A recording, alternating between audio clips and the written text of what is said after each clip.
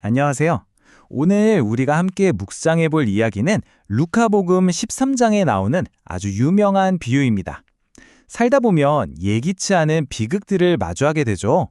그럴 때 우리는 어떤 질문을 던져야 할까요? 그리고 하느님께서 우리 삶에 바라시는 열매란 과연 무엇일까요? 오늘 이 시간 함께 그 의미를 찾아가 보겠습니다.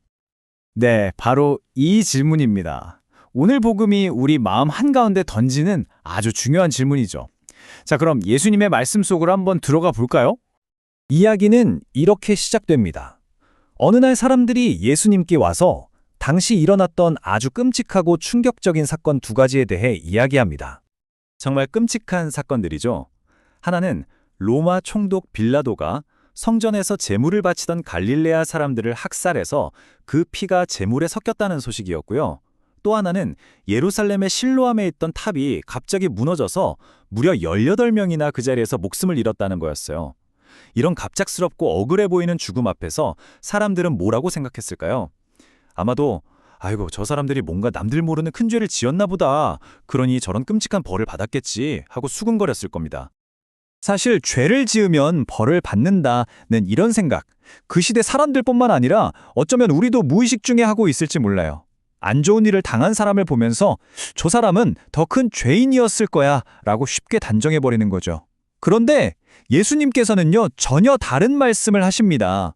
우리의 생각을 완전히 뒤엎는 그런 말씀을요.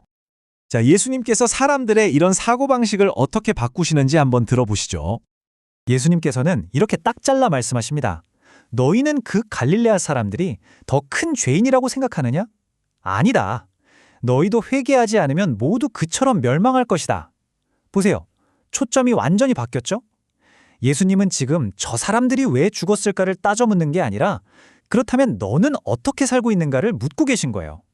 다른 사람의 비극을 손가락질하며 판단할 게 아니라 그걸 거울 삼아서 바로 나 자신을 돌아보라는 아주 강력한 메시지입니다.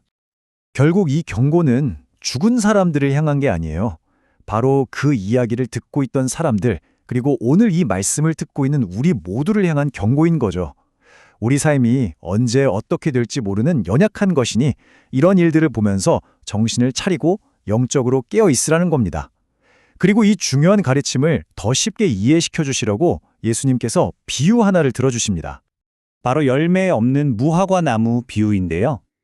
이 짧은 이야기 안에 하느님의 놀라운 인내와 동시에 우리에게 주어진 책임이라는 두 가지 중요한 진리가 담겨 있습니다. 이야기는 이렇습니다. 어떤 사람이 아주 좋은 포도밭에 무화과나무 한 그루를 심었어요. 그런데 3년이 지나도록 와서 봐도 열매가 하나도 없는 거예요. 화가 난 주인이 정원사에게 말하죠. 이거 당장 잘라버려라. 땅만 버리고 있지 않느냐. 그래서 정원사가 간청합니다. 주인님, 제발 올해만 더 그냥 두시지요. 자, 여기서 비옥한 땅에 심긴 이 무화과 나무는 과연 누구를 상징할까요? 바로 하느님께 온갖 좋은 것, 온갖 은총과 기회를 다 받은 우리 자신을 상징한다고 볼 수 있습니다. 그런데 3년이 지나도록 열매가 없었다는 거죠. 주인은 당장 잘라버리라고 했지만 예수님을 떠올리게 하는 이 정원사는 한 번만 더 기회를 달라고 간청합니다.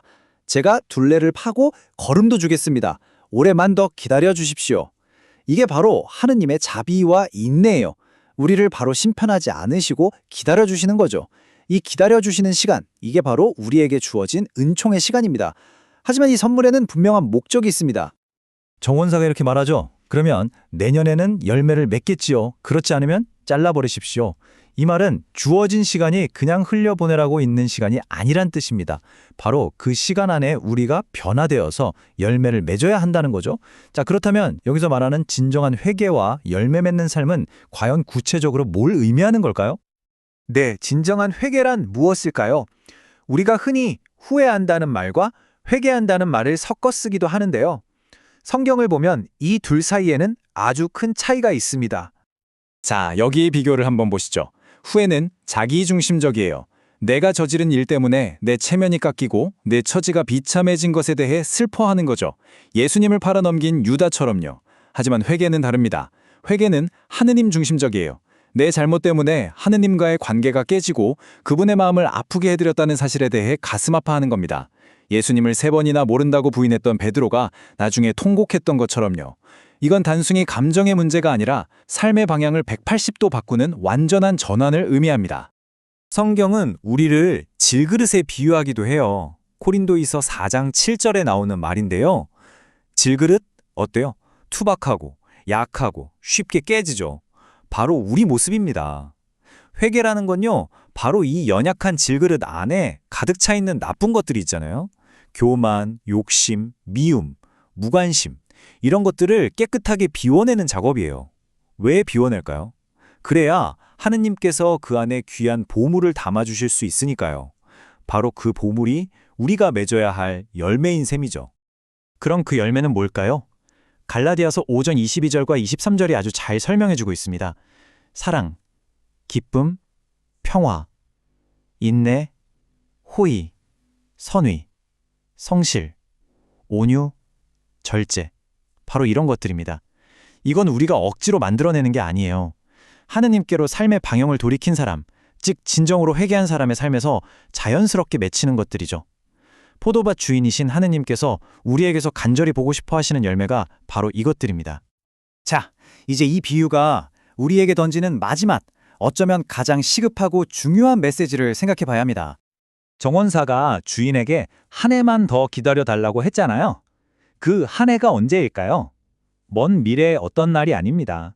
바로 지금이에요.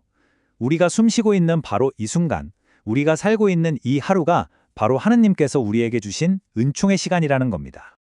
우리 중에 그 누구도 내일을 보장받은 사람은 없어요. 그쵸? 우리에게 확실하게 주어진 기회는 딱 하나, 바로 지금 이 순간뿐입니다. 이 소중한 오늘이야말로 하느님의 그 크신 사랑과 인내에 우리가 응답할 수 있는 유일한 기회인 셈입니다. 결국 오늘 복음은 우리 각자에게 이렇게 묻고 있는 겁니다. 정원사이신 주님께서 당신을 위해 또 한 번의 기회, 지금이라는 시간을 주고 계십니다. 당신은 그 시간 속에서 어떤 열매를 맺고 계신가요? 그러니 회개하라는 이 말씀은 우리를 겁주려는 무서운 경고가 아닙니다. 오히려 더 늦기 전에 어서 돌아와 내 사랑 안에서 풍성한 삶을 살아라 하고 우리를 부르시는 하느님의 가장 간절한 사랑의 초대장인 것입니다.